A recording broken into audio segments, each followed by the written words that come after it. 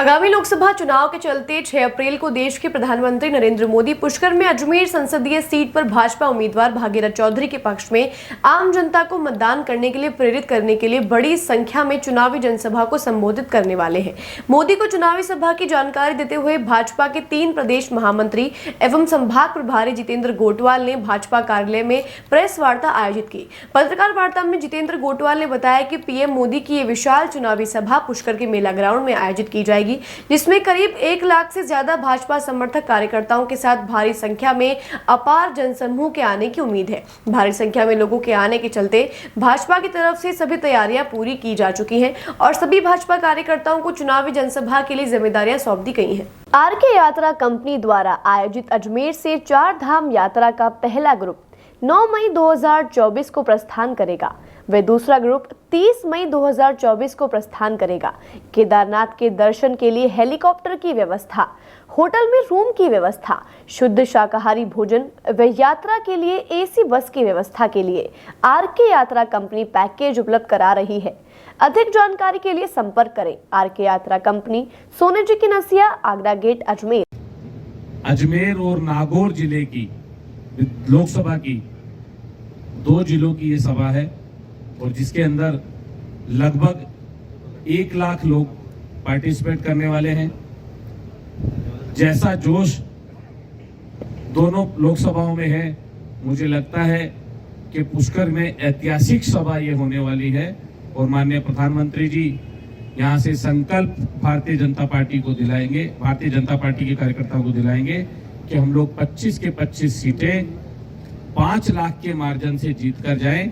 ऐसा हमारा प्रयास है और उस तैयारी को लेकर हमारी हर विधानसभा के अंदर बैठक हुई है, मंडलों के अंदर बैठक हुई है, शक्ति केंद्रों पर बैठक हुई है। हर बूथ का कार्यकर्ता उस कार्यक्रम में अपनी भागीदारी निभाने के लिए आ रहा है।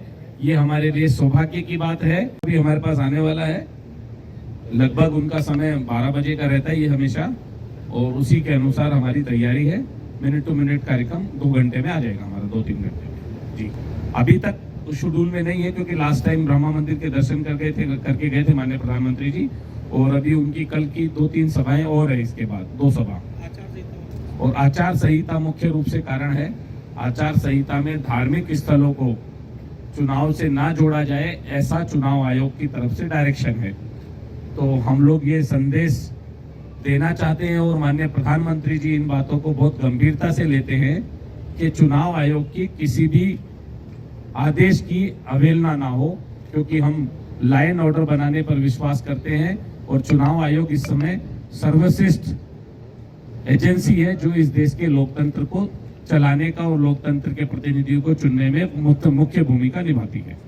नागौर लोकसभा के प्रत्याशी पहुंचेंगे और अजमेर के पहुंचेंगे, नहीं आसपास के नहीं पहुंचेंगे। और वैसे तो अजमेर पुष्कर वैसे ही पुण्य धरा है, अपनी इच्छा से दर्शन करने के लिए तो कोई कभी भी आ सकता है, लेकिन हमारे पास जो कार्यक्रम है वो 2 लोकसभा। देखिए, कोर कमेटी के नाते सभी नेताओं की अलग अलग स्थान पे अलग अलग क्लस्टर में ड्यूटी लगी हुई है इस समय, और क्लस्टर के अनुसार वसुंधरा जी की ड्यूटी जिस संभाग में रहेगी, जिस क्लस्टर में रहेगी, वहां के कार्यक्रम में वो उपस्थित रहेंगी। इस क्लस्टर के अंदर यहाँ के क्लस्टर प्रभारी, संभाग प्रभारी, प्रत्याशी, विधानसभा के प्रत्याशी हारे जीते और यहाँ के जिला प्रमुख, ऐसी एक बहुत बड़ी सूची हो जाती है। तो ये संभव नहीं है कि सभी जगह सभी नेता उपस्थित रहे।